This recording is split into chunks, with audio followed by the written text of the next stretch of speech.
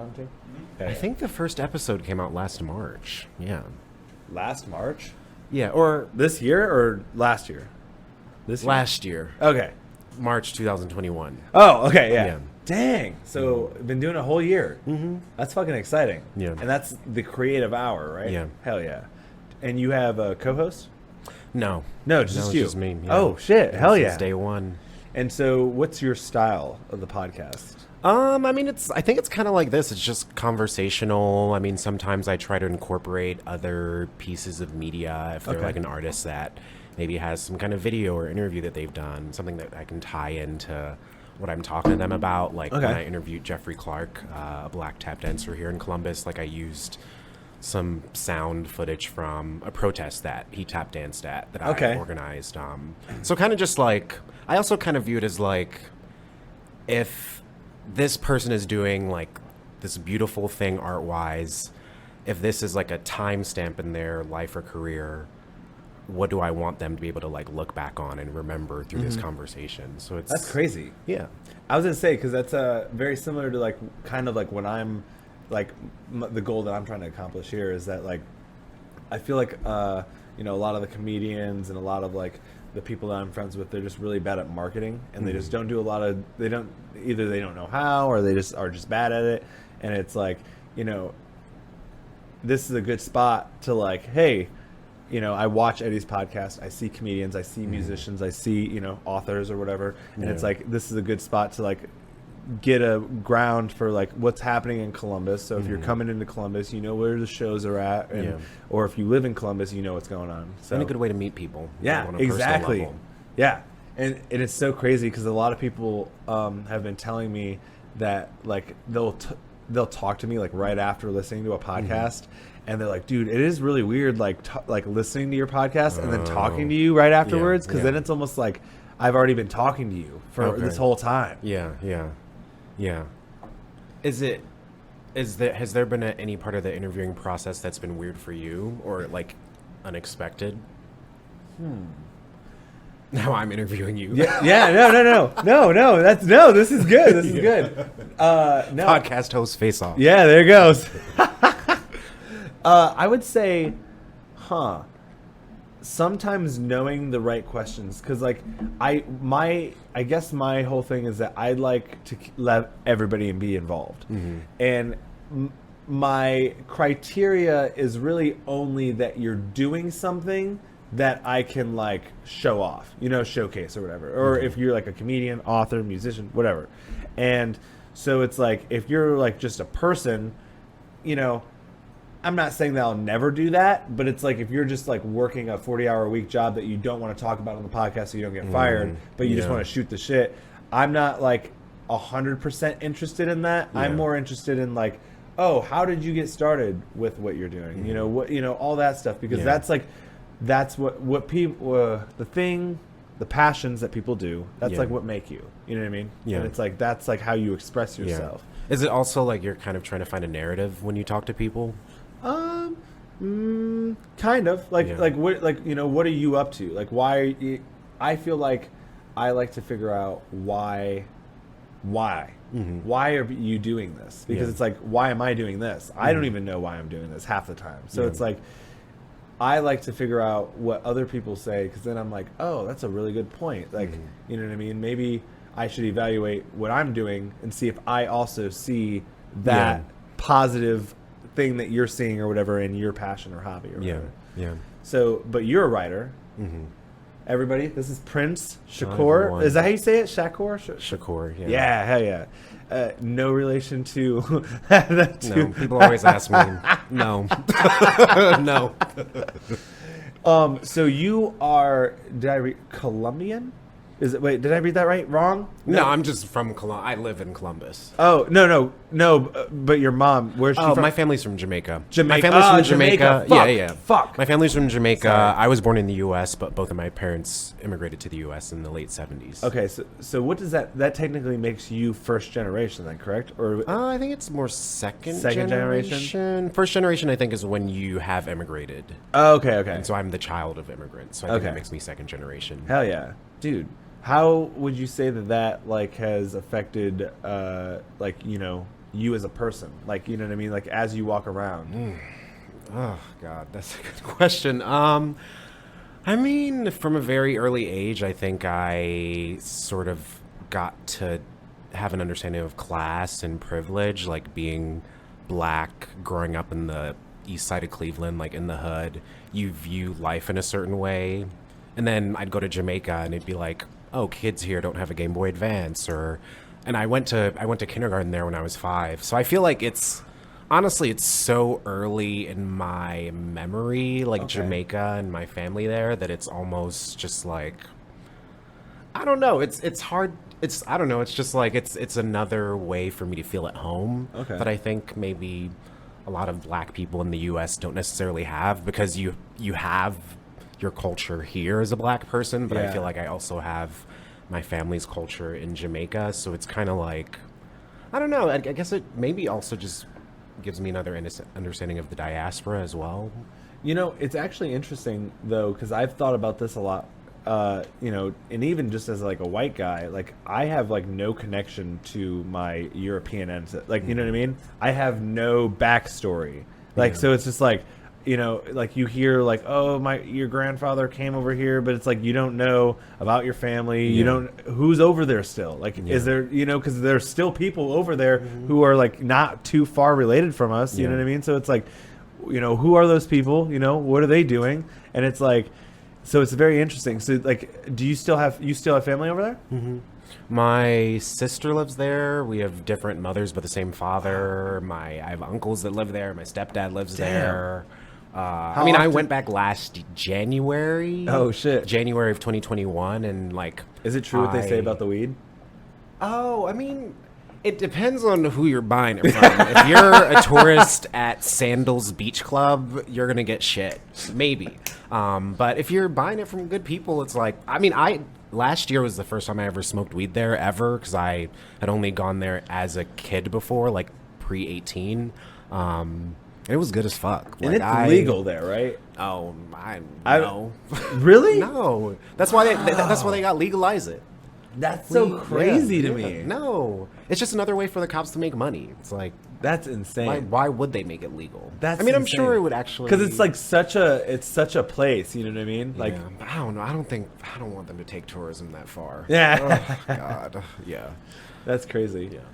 Man. Yeah. It's like, like I was gonna say, because I feel like it's hard, you know, not knowing. You know, you literally just are starting at square one, and then you just like look at your parents, and you're like, fuck, this is it. This is, you know, my story is we were here in America and that's about it. Like, that's, you know, and it does kind of suck because I feel like my family's pretty uninteresting. Do you talk to them about your family's history? Yeah, actually, my grandfather was really interesting. It's sad though, because like you find out how awesome everybody else is, and then you're like, it's just my side of the family that sucks. It's just like my grandfather, my uncle was telling me, like, he was like writing books, screenplays. He fucking was in the army working on like in a nuclear facility or whatever. He was like doing all this crazy shit. He like patented items that he ended up selling to companies, and and then I'm like looking at my dad, and he's working at a factory for $17 an hour, $18 an hour. And it's like, damn, son, like,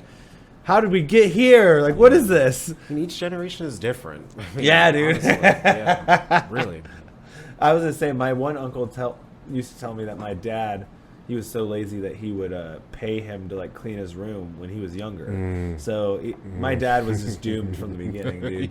He didn't know he was gonna be poor when he was older. He was just like, oh shit. So go to Jamaica often, and when did you decide to start writing? Because like I was like watching one of your videos, and I saw you said maybe like around 12 or 13 you said you started. What made you want to start in the first place? I loved reading, and I was reading a lot, and I mean, I was in middle school. I was in Catholic middle school. I was closeted. My dad was in prison. My life was hell in a lot of ways. And I just loved books. Like, I loved them, and they helped me kind of see outside of my world. And I had a teacher assign our class, each of us, to write a short story, and I wrote a short story. And I don't know, it's like literally since then it was like there's no turning back, so I started writing short stories. I wrote 6 novels from like age 13 to 19.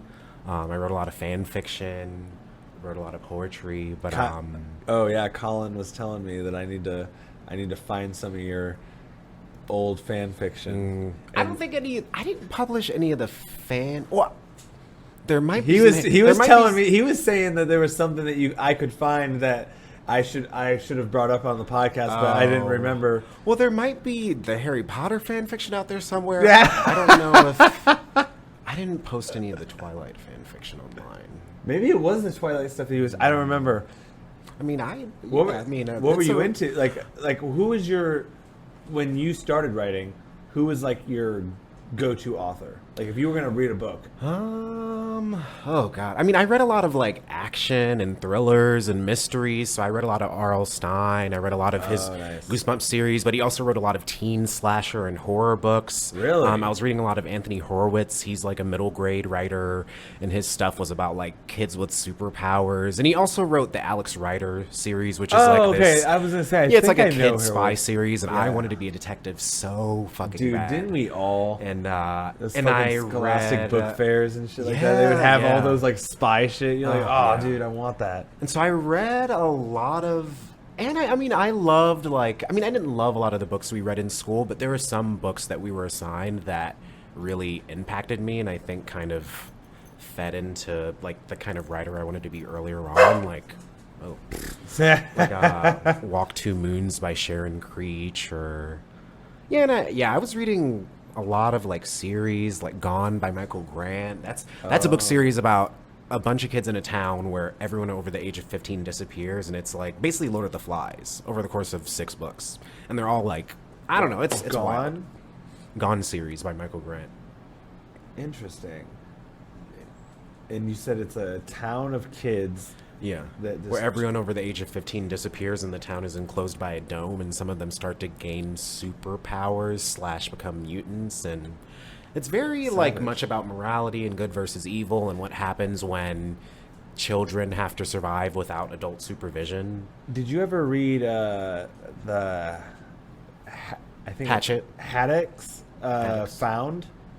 The Found series? No. It's like one of the books that like when I was younger, but like I think I have it. Oh yeah, right here.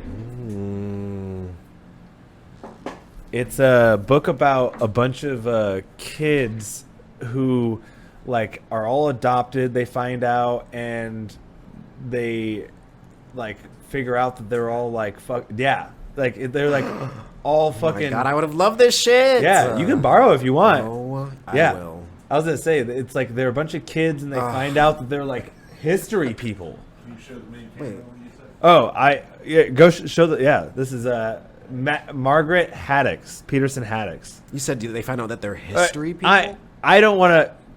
Okay. Don't spoil it. Don't spoil it. Yeah, there it is. Yeah, it's fucking nuts. Because I was reading, because it was like one of those books that I was like, because I was really into when I actually started reading.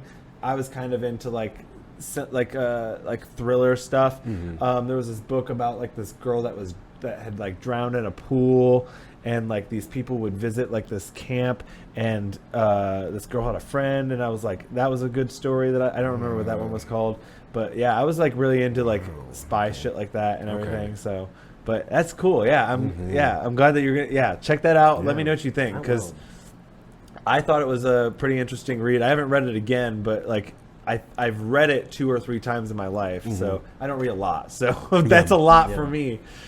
Oh shit. But yeah, man. So you became an author, and then you started writing all these short stories and stuff like that. When did you start taking it seriously?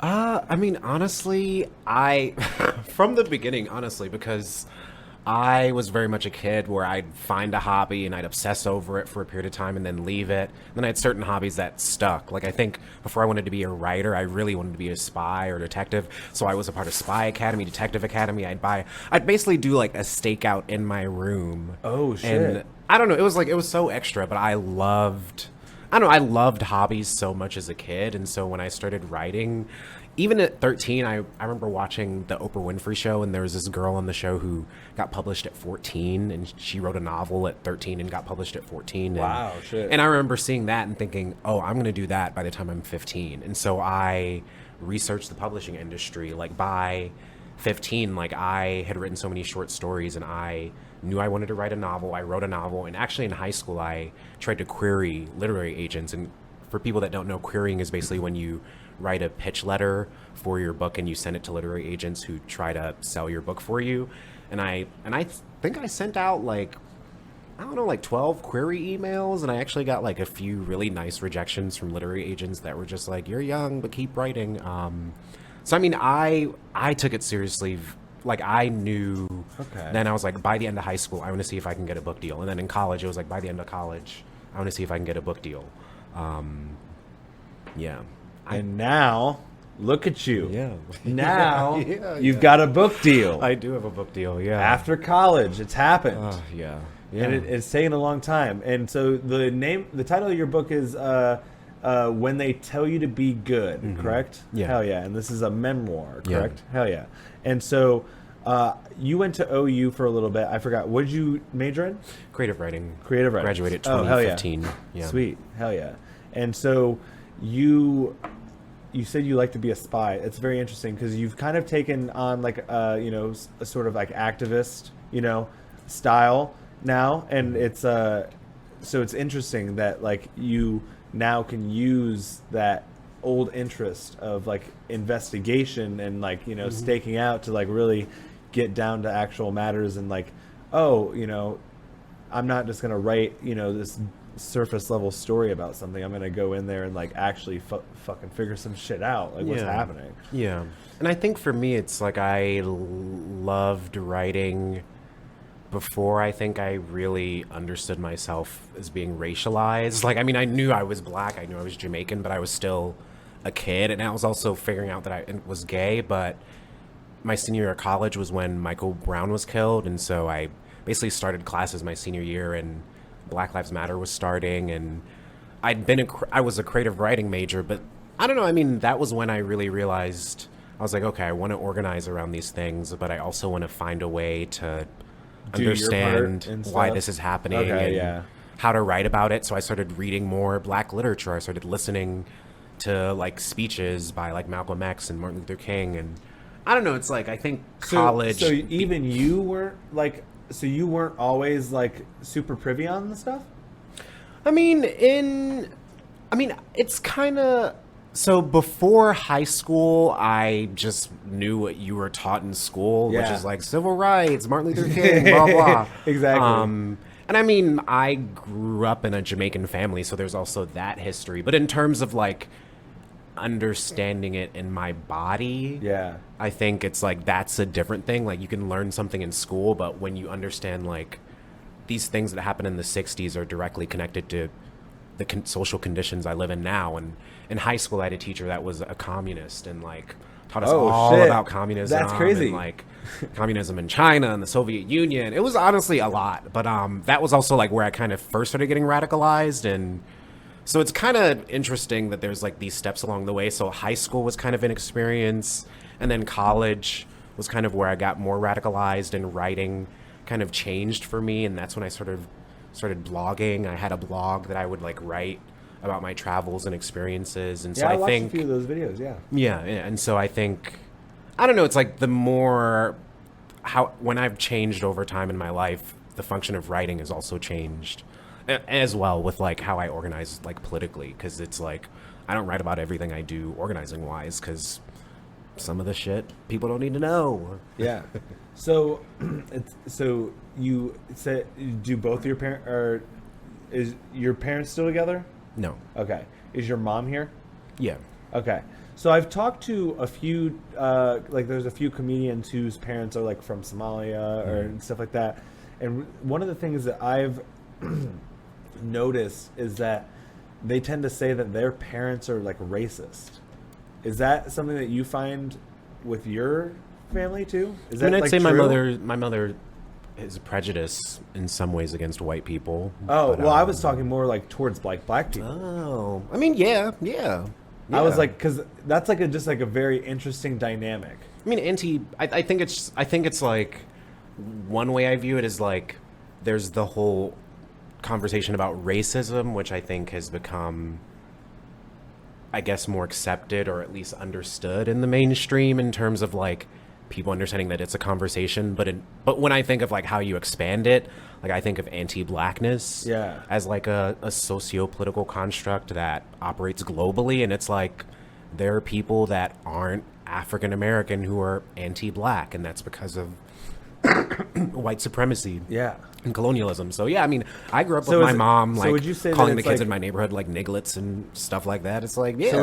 So would you say that like it's more of like a hatred, not like, well, I mean, depending on who you are, but like a hatred towards like just African Americans in general? I mean, I would say I would say it's more of a class thing. It's like you feel higher in class. You immigrate to the U.S. and you come for a better life. You come for resources, and you view the way that things are more difficult in the country that you came from, and you come to the U.S. and you look at the news and what did Reagan do in the 80s? Welfare queens, like attacking poor, anti-poor programs. I mean, that was when my mother was in the U.S. and like a teenager and starting her first like days as a hairstylist. And so it's like, if I look at the messaging of where the U.S. was and what my mother would eventually just, I don't know, it's just like, and it's like you immigrate to the U.S. and if you're from an immigrant community, you tend to hang out with other immigrants and maybe you mingle with other people in the community, but it's like, it just depends. And so I think like growing up, I mean, the more over time I view it as also, a lot of it is class. It's like we came here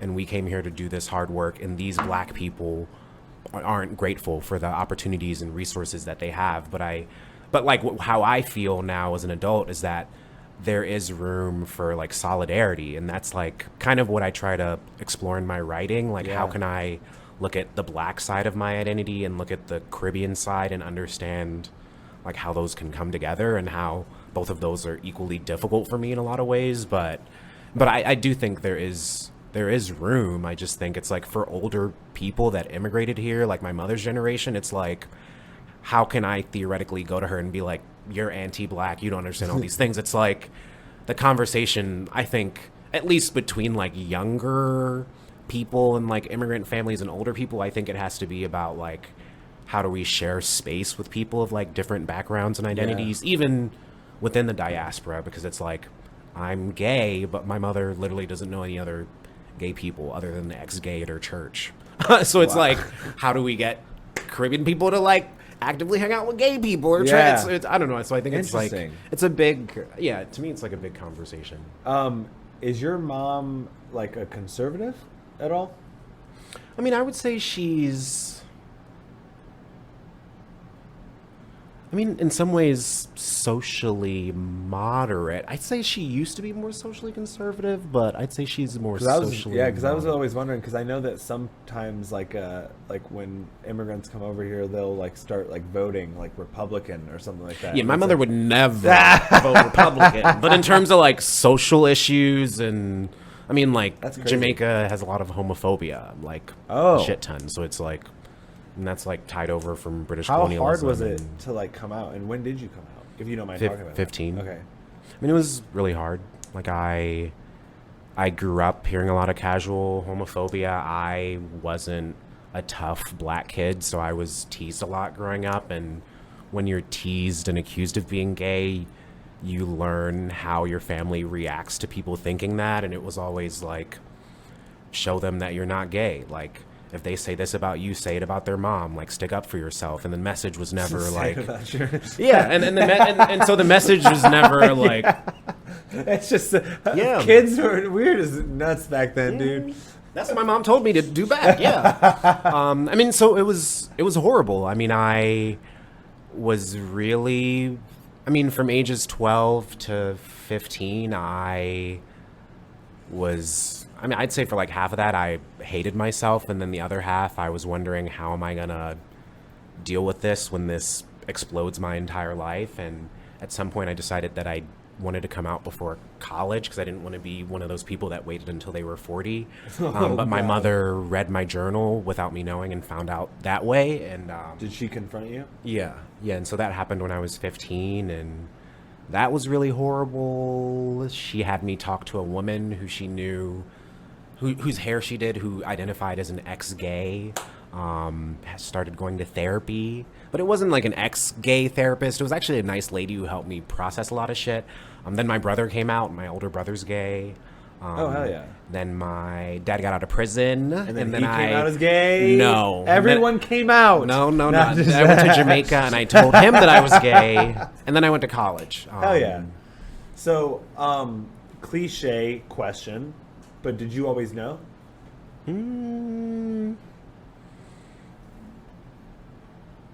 I don't know. I feel like that's a hard question because it's like you're socialized to be straight. Yeah.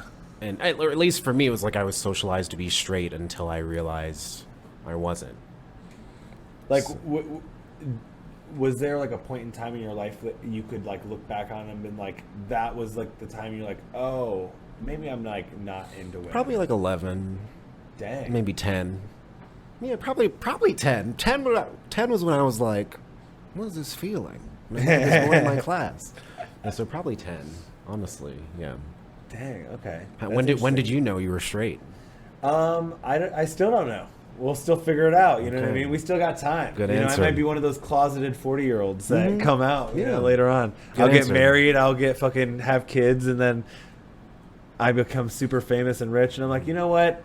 It's time to do what I want. Yeah. There's a TikTok community for everyone. Isn't that fucking true though?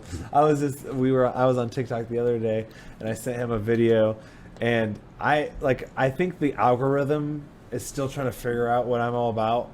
And so because I don't get on there very often, and I was just on there the other day scrolling through stuff, and it was like anti-war for Ukraine, but it was a bunch of women in Paris topless, and they were just like peace in Ukraine or like ceasefire, and they all had their titties out, and I was like, well, this is my Saturday, I guess. This is it. And they dress scantily clad because the longer you watch, the more the algorithm pushes it out. Oh shit! So Go! you being confused was a factor that they wanted.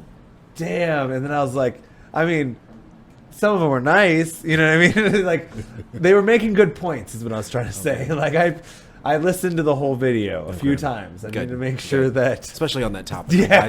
I'm glad you focused. Oh, shit.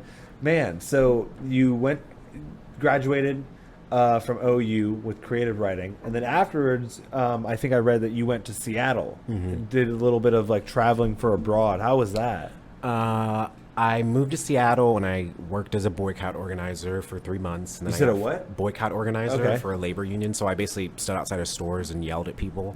And then I worked as a bank teller for people without housing at this really great organization called Compass Housing Alliance.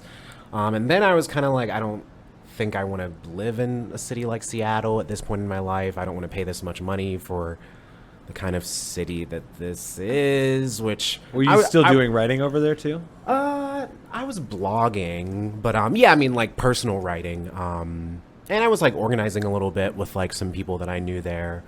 So I was like, I think I was just really aware of all of the issues with gentrification, and I was thinking like, where do I want to stay and like be and like help out and organize long term? And Seattle didn't feel like that was the place that I could do the kind of work that I wanted to do. So I thought, let's go to Paris.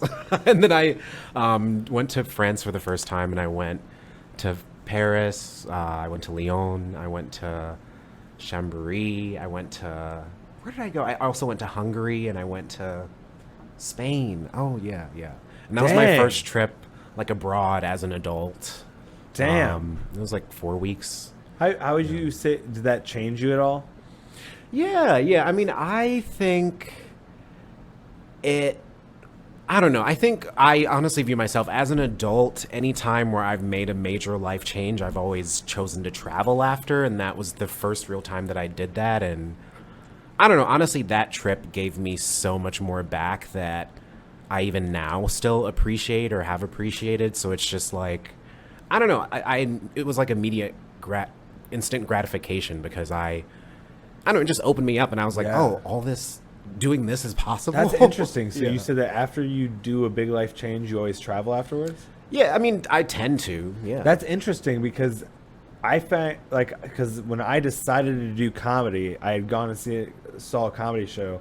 I was like, man, I need to get back up on stage and start doing stuff again. Because I used to do theater and stuff, but I had never done stand-up before. And I was like, I need to do this. Yeah. And then literally right after I decided I was going to do it, I went to New Zealand. And I came back and I started on, like, the journey of being a stand-up comedian. And it's like, it's going good so far, but it's just like, that's interesting that you said that, you know, you make a life change and then you go and travel afterwards. Yeah. It's almost like it cements it in your head. I mean, I think it's... At that time, I remember I was living in Seattle and I came back to Cleveland for New Year's Eve and I was talking to my best friend's dad and I was like, I'm nervous. I have all these plans. This is what I want to do. And he was like, oh, it seems like you really trust yourself. And when he said that, it clicked something because I was like, I don't trust myself. But the fact that you think I do makes me think I should trust myself. And so I think kind of like in terms of transitions, it's like, if you're already in a space where you're renegotiating your relationship with how you trust yourself, it's like sometimes you need something in the immediate moment to prove like, oh, I can fucking do this. And I think travel kind of operates in that way for me. Yeah, in some ways. Isn't it crazy how like someone will say something to you that's like a compliment that you like totally don't feel about yourself, and it like totally just like changes your like attitude about it? Because like I feel like, you know, with the I just bit my tongue. With this podcast, I feel like I don't feel very organized. You know what I mean? It's like, you know, still kind of sporadic with some of the stuff. But like when I'm trying to get people on and I'm like showing them like the schedule and everything, they're like, "Wow, you're like really organized." And I'm just like, I mean, I guess, but like not. I don't feel it, but like I guess I just say that like, if you're not organized, something like this will like doesn't work. Like you have to like be organized. You have to have a time frame, because it's like EJ, like once he finally like finds a job like in his field, like it's like, you know, we have to be on a time frame. It can't be like, oh, let's do Tuesday today and then we'll do Thursday next week and then we'll just do Wednesday today, you know, this week or whatever. And it's like, you can't do that. You have to be a little bit. It's like, more what do you want your body of work to be? Do you want it to be some haphazardly thrown together piece of shit, or do you want it to be something you're proud of? That's what I'm saying. And that I was talking to somebody recently who wanted to start a podcast, and I told them, I was like, you know, like I'm down to help you, but like you also just need to have a little bit more planned out, like, you know what I mean? Because it's like you have a concept, but you just gotta, you know. And as soon as people see you doing something, they want to hop on. And I'm like, bitch, you're not even giving 40%. Yo, isn't that crazy? Like I didn't even like. I was like, nobody even knows about me and cares about me. But then it's like I started this podcast, and you get like, you know, it's like one or two people that like are like the sleepers. You get them, and then everyone's like, hey, what about me? Like, are you gonna ask me to be on? And it's like, wow, this is great. The amount of messages, I was telling him the other day, the amount of messages that I get about people wanting to be on the podcast is awesome. It's just like, it's great. Well, and that's like we were talking about earlier, like you were saying about like, you know, showcasing people and everything. It's like, you know, the whole point is to get everybody involved, because like I was telling somebody this recently, where it's like, you know, a lot of people, when they see people blow up, you know, become famous, you know, get on movies, get book deals and crazy shit, this is what they see. They just see this. They just see like someone, oh, this person blew up. But like the thing that I was telling somebody, it's like, if you're somebody who wants to make it up here, but you're not talented enough like to just shoot up like that, you know, it's a lot easier to like get as many people as you can and help them out, and then it's almost like a ladder, because then you help out some people, and then everybody else is like, oh shoot, I want to get involved, and then eventually you have a fucking army of people that you're involved with that like, you know, are part of your podcast, or, you know, you're getting to show them off, you know, and it's a twofold thing. They're getting to show off all of their shit, they get the, you know, exposure and everything, and then I'm getting, you know, the views and all that shit. So it's like, it's everyone's helping each other out, and it's a beautiful thing when you can do that. I love when I interview people and they're like, I've never been interviewed before, dude, or something like that. The last like 3 or 4 people that I had on, Colin's first podcast, the guy that I just had on, it was his first podcast. And I think maybe Brian Harris. No. I think he maybe had done a podcast before, but yeah, I was gonna say I've had a few first timers on here, and it's like, and it feels so great because it's like I'm not even a huge podcast, so I'm like, oh, this is so great. Yeah. This is so great. So you've been doing the podcast for a year, and what platforms are you on? Are you on all of them? Yeah. I use Anchor too. Hell yeah. Shout out to Anchor. But shout out to Anchor. You guys know they're good. But it's everywhere. You can basically listen to podcasts. Yeah. Okay. Sweet. And then and do you do normally like 1-2 people? Like, how do you normally do it? Like, I usually interview one person at a time. Sometimes I think about like experimenting with format more, but I haven't done that yet. I mean, I've only done one interview where I've interviewed 2 people at the same time. But usually it's just one person. Yeah. Tomorrow we have Palette Knife coming on. So we're going to have all of them. Wow. So that's going to be interesting. I've never done the multiple mic thing either. So this is other than like just the 2. Yeah. But I wonder how so we're gonna have this camera, and then they're bringing another tripod, and we're gonna have another camera for this person here. So yeah, it's gonna be nuts. We're gonna see what happens. We have my backup guy doing that episode tomorrow. Hope they don't get too stoned. Yeah, I know. Shoot, dang. So, man, I would love to travel over in Europe. You fucking loved it over there? Yeah. What was your favorite spot? If you could go back to one of those places tomorrow. Oh my god. Like, that's Prince, a hard question. I got a fucking ticket to blank. Where is it? That's such a hard question. I mean, I don't know. I guess my mind immediately says the Philippines. Oh, really? Just because other than... How long did you spend in each spot? The first time I went to France, I was there for 3 weeks. The next trip I did was in 2018, and I was there for 3 months. And then I spent a month and a half in Morocco, Fez, Morocco. The next trip I did was in 2019. I went to France again for a month, went to like Spain for a little bit.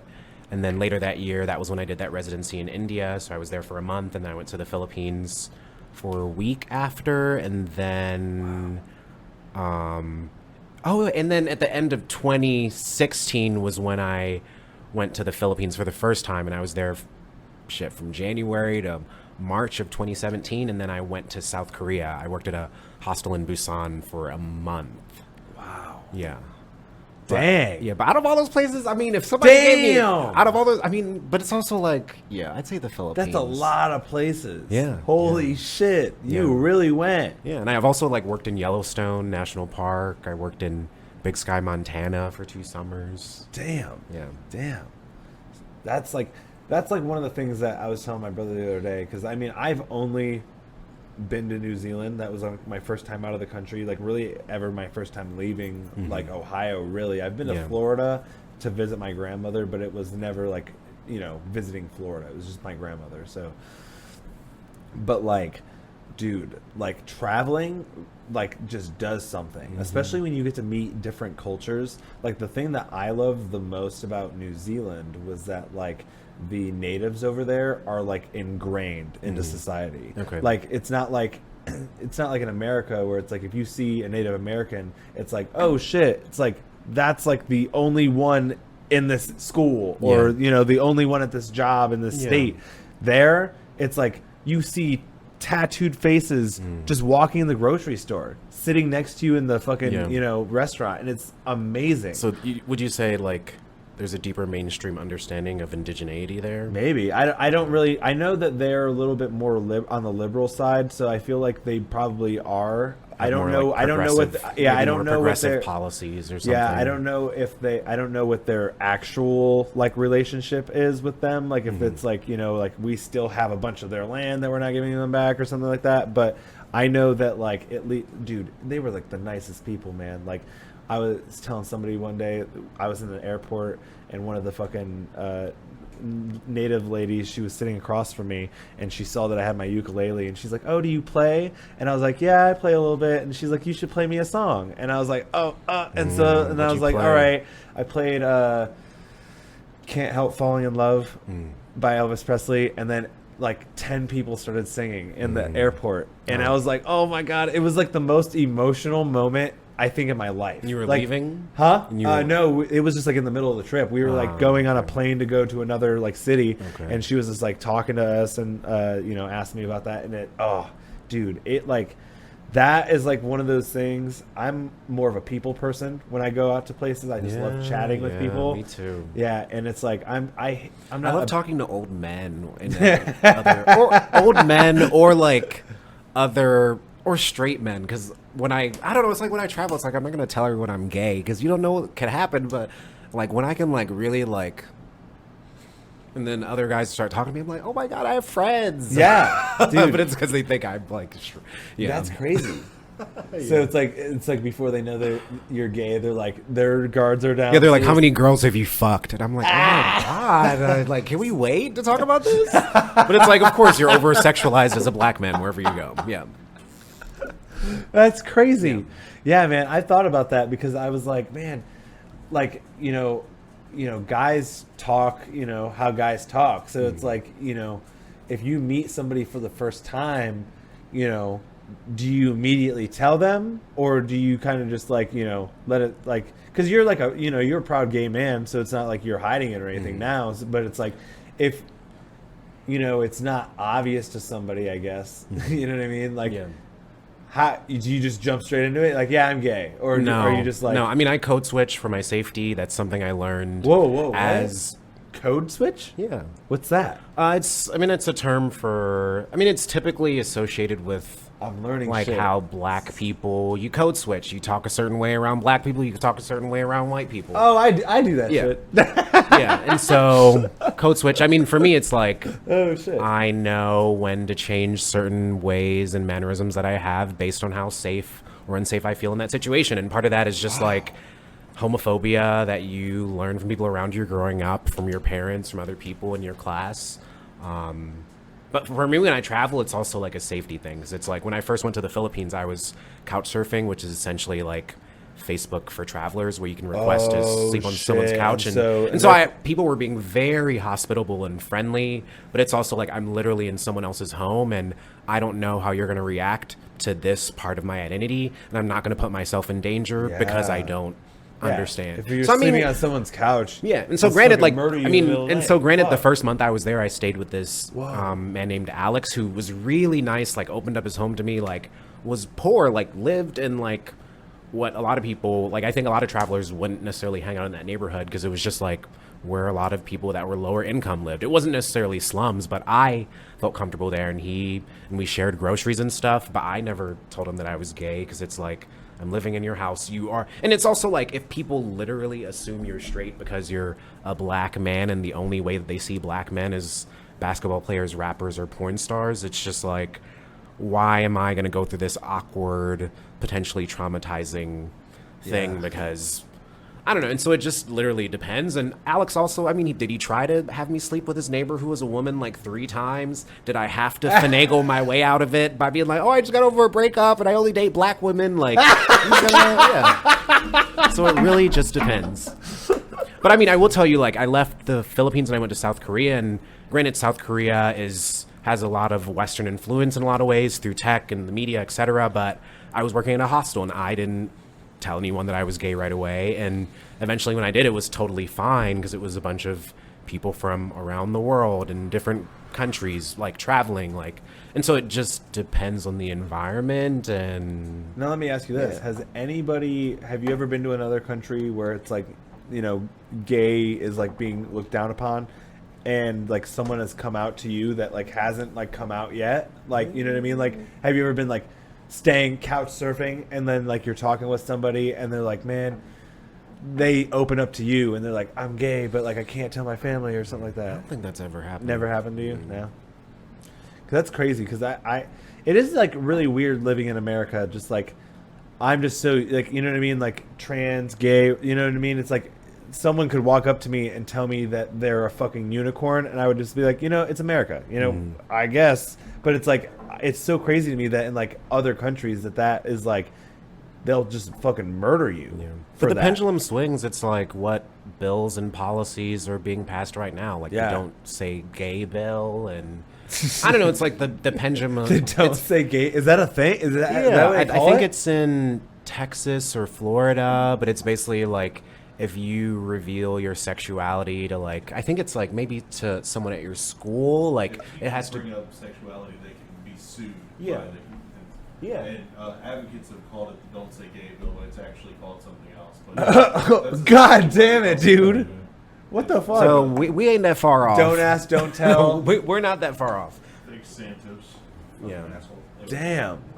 And it's like, how long ago did gay marriage get legalized? I don't know. It's like 10, 15 years ago. Dang. It's like that's within my lifetime, and until that happened, like my brother got kicked out of the military for being gay.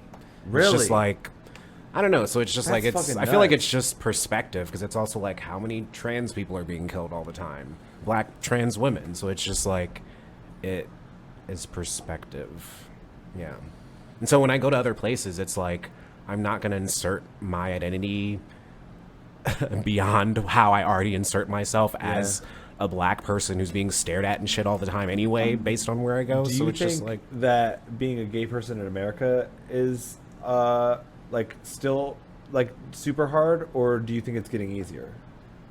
Like, do you think it's being more accepted, or I mean, I think is that just Columbus? I think the white gaygeoisie has been assimilated into the middle class and the upper class, and so to me, it's like that's the gaygeoisie. So to me, it's like there's one very racialized, mainstream, palatable version of being gay, and then there's all the other shit that's like more queer or more subversive or is more gender deviant. And it's like, to me, it's like there's the accepted version and then there's the more unaccepted versions. And I What think, would you are you a part of the accepted version? I don't know. I didn't know that they were like different gays. You know, I didn't know that. You know what I mean? I mean, for me, it's just like I can be palatable. He can code switch, or I can not be. Yeah, he can code switch between classes. He knows who to talk to and how to talk. So it just depends. That's crazy. Wow. Okay. Do you okay. So what do you think I saw so you went to Seattle. I was like, hold on, there's a lot of stuff that you've done. And I'm just like going through it. You currently write for a website right now, correct? Or you used to? I freelance. Oh, freelance? Yeah. Okay. Are you currently writing for something? What was it, right? Fuck. I thought you were doing something right now currently. Maybe not. So your book, though, that's through Tin House Publishing. Mm-hmm. Where are they at? Portland. Mm-hmm. Hell yeah. And how did this all happen? Because like this is actually like, you know, interesting to me, because it's like, how do you get a book deal? Like what does that entail? There's a few different ways that you can go about getting a book deal. You can self-publish, which is when you write the book, you set up the e-file, you set up the actual physical copy and try to market and sell it yourself. But so when I was in India for my residency in 2019, I wrote an essay for a Catapult story about like my connection to James Baldwin and going to France, and that got a lot of attention online, and a literary agent reached out to me in like February of 2020, and I'd been working on this memoir for the last like year or two. I was maybe 70% of the way through it, and so through 2020 I finished the book and I signed with that literary agent, and that agent basically helped me edit the book like through the pandemic. Like we would meet on FaceTime one day out of the week, read a chapter aloud and edit it, and then go through the book. And we went through the book 2 or 3 times that way. And then in January of 2021, we went on submissions, which is basically when your literary agent comes up with a list of publishers that they think that the book could be viable for. They come up with the pitch letter, which is like their pitch for the book. They come up with a list of editors they want to send it out to, and I went on submissions, and I was on submissions until July, so basically 7 months, and I went through 2 rounds of submissions. I think the book went out to like 30 publishers, everyone rejected it. And my agent was like, I want to take a break from agenting. And I was like, oh, shit. I was like, Oh, I'm fucked. damn. But luckily, because I've freelance, I've written a few essays with Hanif Abdurraqib as an editor, and he's a writer here in Columbus that a lot of people know. And he basically just offers advice to me sometimes through just knowing my writing and my work ethic. And so when I went on submissions, I went to him for advice. And then I didn't have an agent. And so I basically started looking for a new literary agent because I was like, I still want to try and sell this book. And it's also a lot because I did get a book offer before my literary agent parted ways with me. It was a white guy in New York that wanted to pay me $1,000 for it. And I actually don't think he really read the book. So I said no. But around that time, I was doing residencies, and Hanif reached out to me, and he was like, the news isn't out yet, but I'm going to be an editor at large at Tin House, and I want to read your book to see if maybe I could acquire it. And I was like, Tin House already rejected it, but you could read it. And he wanted to read it, and he liked it. And so he went to them, and he was like, I want to acquire this book, because he acquires 3 books a year. And I think my book is the first one that he acquired through that position. Dude, nice. See, and this is what it pays to have friends. It Yeah. really does. Like, and this is what I'm telling you. It's like, it's that ladder thing. It's like, you know, you're friends with this guy, and it's like you guys help each other out. It's like, you know, who knows, down the line you might have a situation where you're able to help him out instead. You know what I mean? And it's like, that's a beautiful thing. I love it when, like, you know, people get, you know, people's shit. That's awesome. Yeah. Damn. So, first book comes out in October Yeah. of 2022. That's this year. Damn. Are you excited? Yeah. I mean, it's all strange, and I don't have anything to compare it Well, to. and it's done, right? Yeah. It's done. Yeah. So you're not going to touch it anymore. I think right now we're basically going through final passes is what's going to happen soon. So I turned in copy edits, which is basically like the editor asking me why I chose a certain tense, or looking at grammar, or certain patterns in how I write, and just making sure that the choices are intentional. And final passes is like literally like you can't really change anything else. It's like you're moving this or that around. But so the book is basically like pretty much done. Yeah. Damn. That's got to be crazy. So you're just like sitting on it until October. Yeah, I mean, until... Well, I mean, they're working, like, they're getting shit figured out, you know, printing and everything, but, like, you just gotta wait until then. Yeah. That's crazy. Yeah. But I'm also working on another book right now as well, so it's like For them, or just like another... No, it's, I mean, this is a book that I'm hoping my agents will try to sell by the end of the year, but it's a novel. Okay. Yeah. So you just kind of like write books and then just kind of give them to people and be like, sell this, please? I mean, that's what your agent does, yeah, because they get a commission. That's how they get paid. Okay. Yeah. And so, so you have like a contract with all these guys and everything, and that's awesome. Yeah. That's fucking dope, man. Yeah. So how does it feel to be like a professional writer? Like, do you like wake up and you're like, oh, this is surreal. What's going on? I don't know. I mean, in a lot of ways, it's been a very gradual process. Because I mean, if you're having a publishing place like, you know, publish it, then it's probably going to get, you know, at least sell a few copies. You know what I mean? Yeah. I mean, I don't know if it's going to make me rich or not. But Yeah. I feel like it's going to. It's the start of a career, basically. Yeah, exactly. That's like always the best. Like, I just started getting like, you know, some small shows. You know, you get paid for shows, and it's like even like $20 here and there is like. You just feel like, oh man, I just want to come back and do more. Like, you know what I mean? So it's like, I can only imagine, you know, a fucking book, because like, you know, you don't know how many people, even if 100 people buy the book, that's still 100 fucking people. That's like, and the next time, who knows, like fucking 500, 1,000 million people will buy the book. Yeah, dude. I hope so too. That'd be amazing.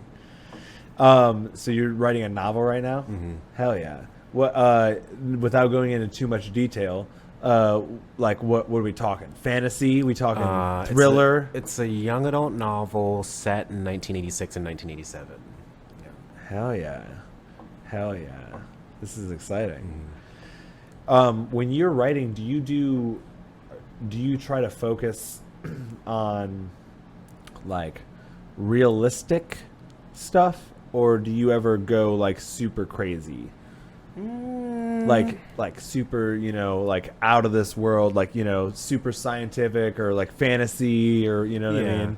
I mean, I've never been like a sci-fi or fantasy reader, really. Okay. I am into like, in terms of like the kind of stories I'd like to tell, it's like I like mysteries, I like thrillers, I like suspense, I like really literary books, I like things that are really intentional with their language. Because I don't know, for me, it's like when I write, I think about the emotion and what the shift in the piece is, as well as like how the language sounds. And to me, it's like I can like a part of a sentence if two really interesting words are together next to each other. And I think maybe that's like some of the slam poetry background that I had in college. But so for me, it's but mostly it's like more geared towards realism. But I do like things that have surrealist elements or deal with like our ideas about death or mortality or how we process time as well.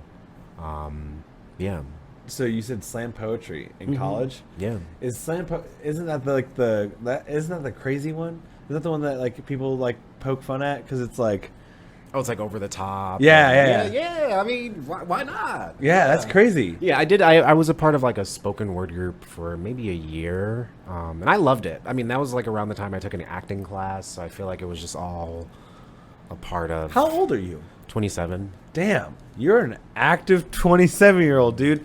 It's like crazy because I'm like trying to get into all like, you know, all this different stuff and everything, and then I'm talking to other people who like, you know, either are working part-time jobs, and I'm just like, why aren't you doing all this stuff? Like you could like seeing all, like I see people like you know, you just like acting classes, traveling abroad, and it's like you doing this all by 27. Yeah. Like you just said like fucking 7 countries, and I'm just like 27. Like, Yeah, but I mean, did I do it all on the cheap? Do I make less than poverty wages? But it's to me, it's just like, how do you But is want it to spend your livable, money, though? and how do you want to Like, spend your time? And are it's you? like, Is it livable though? yeah. Like yeah. you're not like starving, right? No. Yeah. Yeah, but I think it's just like, I think when people see a lot of the things that I do, it's like you either only get it through Instagram or a conversation or series of conversations. So to me, it's like, I did do all of those things. Were there mistakes and mishaps and like, Yeah, of course. things that I could have done better or differently along the way? And it's also like, I'm an American with an American passport, and so that's also like a certain level of privilege as well. But it's also like, I'm not going to waste my time on this earth. Like, I have things I want to do, and it's like, my dad made it to 33. It's like, who knows what could happen? So it's like, if I can go somewhere and live and like know people in another place and like use it to like learn something, to me it's like, why not? Fuck, I just had something in my head, and then I was gonna ask it, and then it disappeared. You said something, and it triggered it. Fuck, you just said, what were we just talking about? Fuck. What were Traveling. Traveling. Oh, Living and on you a shoestring budget. Oh yeah. I was gonna say, when I was in New Zealand, one of the things that was super interesting is that we ran into a lot of tourists, like a lot of people who were just like backpacking and like doing like touring and everything, and it was interesting because when I was talking to them, I was like, man, like, how do you guys like have the money to do this? And they're like, oh, I just literally sold all my shit and then just left. And I was like, wait, what? And they're like, yeah, like you like don't really realize like how not tied down to stuff you are when you don't have bills. Like when you don't have an electric bill, when you don't have a cable bill, you're just like paying a phone bill, which you can make, you know, $50 in a month or something like that. You know what I mean? And then like maybe another $100 here and there, just doing. And I mean, when I was in the Philippines, I didn't spend more than $5 or $6 a day usually. When I was in Morocco, I was living at a hostel and I had my food provided for me. So basically, it was airfare, the little food or hashish that I wanted to buy on the side. And so to me, it's like there are ways to actually go to other places and engage more deeply, and to also maybe have it cost less, because that's like some of the privilege of like having the internet and like these resources. And it's like, if I can use these resources, especially the Philippines, I think the dollar conversion is like crazy, isn't it? Yeah, I mean, I got haircuts for like 60 cents. Dude, They're some of the best haircuts of my life. Dude, I was gonna say Massages for $7 for an hour. Whoa. Yeah. Yeah, I was gonna say I had a guy that I went to high school with who was from the Philippines, and his dad worked in America, and then he would send money to his family, and he said, "Yeah, we own like 3 houses over there," and I'm like, "That's insane." Yeah, and I met a lot of people that like teach English there, and they like that's how they support themselves, like just doing that like a part time. Okay. So, I mean, like, and these are like expats. Yeah. like I'd say, but yeah. So what's next for Prince other than this novel? Like, do you have any other things like in the works? Like, you're still doing the podcast. Yeah. You got this novel that you're working on in the back. Anything else that's like coming up? I'm waiting to hear back from grad schools. Okay. I'm moving to New York Okay. at the end of the summer. Or New York or wherever I get into grad school, if it's somewhere not New York. But yeah, I mean, honestly, But New York is like your goal. Yeah. It's I don't know. I've wanted to move there for I don't know at least 3 or 4 New York years. Times. Oh. Prince Shakur. No. No. I'm not writing for them. No, not mainstream media. No, no. I think I'll just like maybe work at a bar or a cafe or get like a copywriting gig or a remote writing gig, or maybe my book fucking sells out and I get passive income, or maybe this novel sells and I make way more money That in would be advance. amazing. And so we'll see. I mean, a lot of changes are going to happen over the next year. So. Dude, I'm excited for you. Yeah. That's fucking dope, man. I'm so hyped. Have you ever thought about like, because I know, like I said, we've talked about it a little bit, but you do a little bit like, you know, activism, like writing and everything.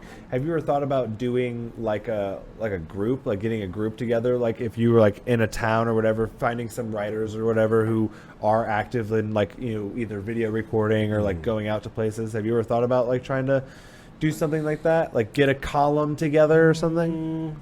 I have like I mean, I apply to grants here or there, and I've had an idea for like a kind of citizens journalism collective for a while.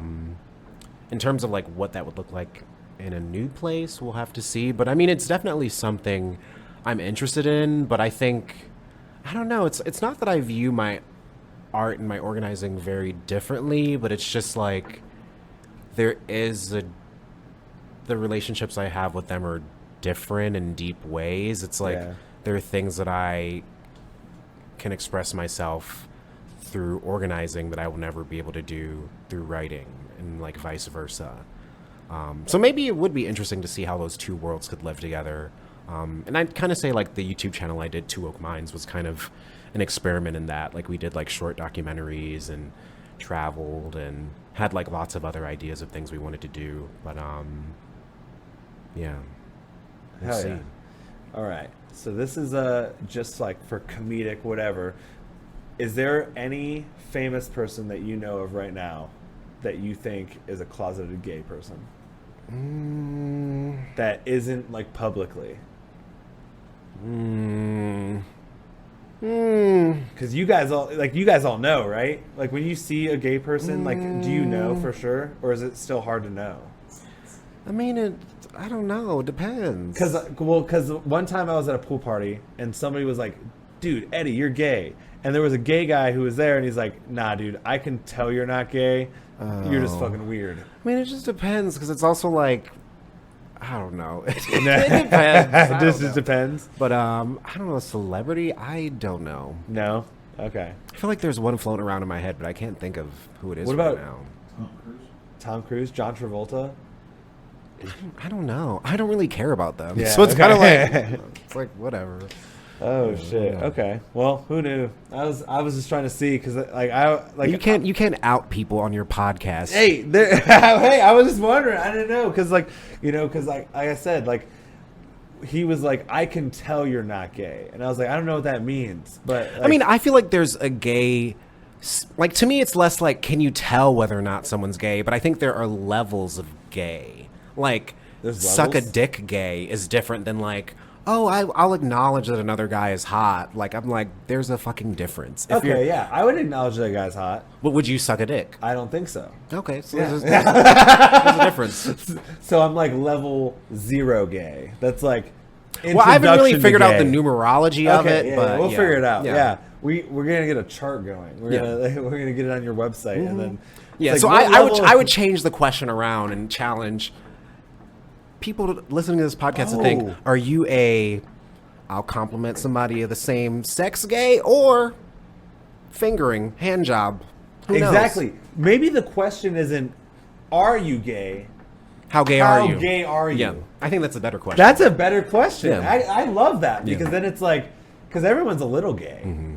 Everyone's a little gay. yeah. I think, depending on how much money, everyone is a little gay. Okay, And even yeah. for a little bit of money. I mean, who knows? Yeah. I mean, depends on how hot they are. Like I Yeah. said, who knows? That's crazy. Yeah. Levels of gay. That's great. And then there's a gaygeoisie. I'm learning so much about, dude. Gaygeoisie.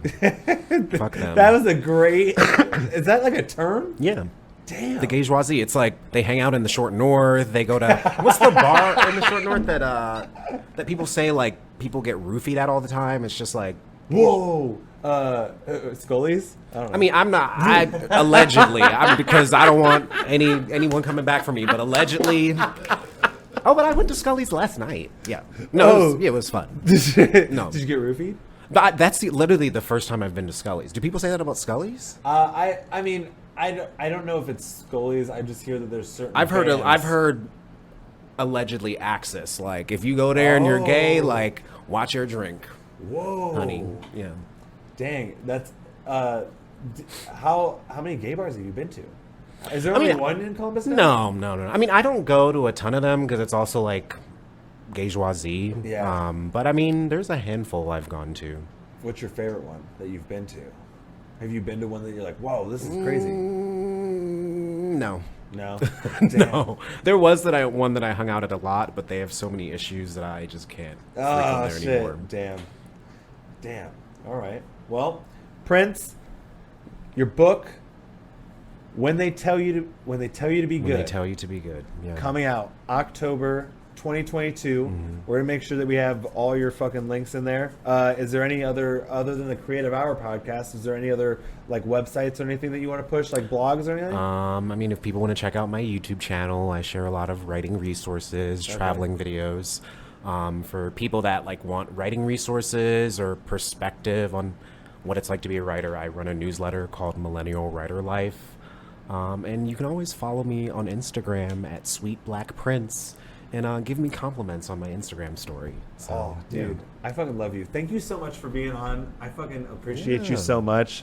I'm so excited for you. This is like I said, I love watching people succeed, and I love watching Thank you. people fucking just like finally get their goals going and get their fucking dreams going. So Yeah. this is great. So Thank you for letting me be a part of this. Yeah, no problem, dude. Thanks for coming It's on. fun to be on the other side. All right, guys. Thanks for listening. This is Prince, and we'll see you next week.